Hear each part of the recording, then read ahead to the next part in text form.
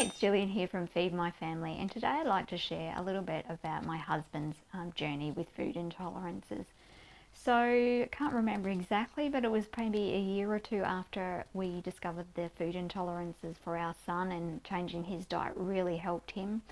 And made him a different person. My husband was going through a really bad health spell. Like, he had been a very fit man, but was unable to run, sort of that he just couldn't complete his run, or he would pull muscles all the time, had a really sore back. He had been to the doctor at a number of times. The doctor had tested a few things, tested him for celiac and a few other things. All they had discovered was that he was low in iron, and pretty much put it down to some sort of virus that they weren't sure what was. So my husband thought, well, maybe I will have the same blood tests that our son had had and see if that helps me. And I was thinking, oh, yep, he'll come back with similar foods. That's where Stuart gets it from. And so my husband went to the GP and asked if he could have the test. Just explained about Stuart, and the doctor actually said that he didn't usually believe in those sort of things until he hears stories like ours, like with our son. So he had the blood test, and it came back with about 8 different foods, only 3 of which were the same as our son. But on the top of his list was sulfites. There was also wheat and oats and a few other, dairy was, but it was to a lower degree, and a few other bits and pieces. But the main one was the sulfites.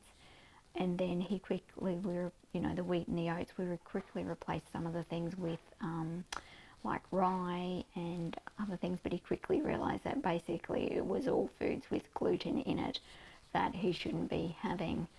So he was pretty much on a gluten sulfite free diet, and the sulfites are the hardest to avoid. And for a while there, I was continuing, without realising it, putting coconut in lots of things, because coconut makes gluten-free products not taste so bad, and not realising that there was sulfites in the coconut we were using.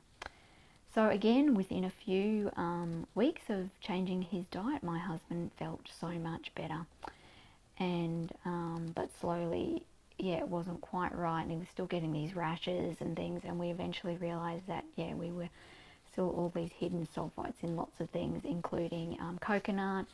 The corn flour is often ground with sulfites or sulfur, often softened with sulfur before it's ground, so that is not used as a preservative agent. So it doesn't have, and is not that much, doesn't have to be on the packaging. But we were finding that these things seem to be affecting my husband.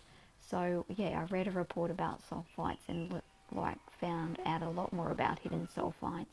So we generally make everything from scratch now for my husband, and he does find that if he doesn't stick to his diet, he will pay for it a few days or week or so down the track, and he will be achy and he will get rashes and things. So he generally very much sticks to his diet, but we still occasionally, if you eat out somewhere and say, yep, this is gluten-free, it still often has hidden sulfites, so he's quite choosy about what he eats.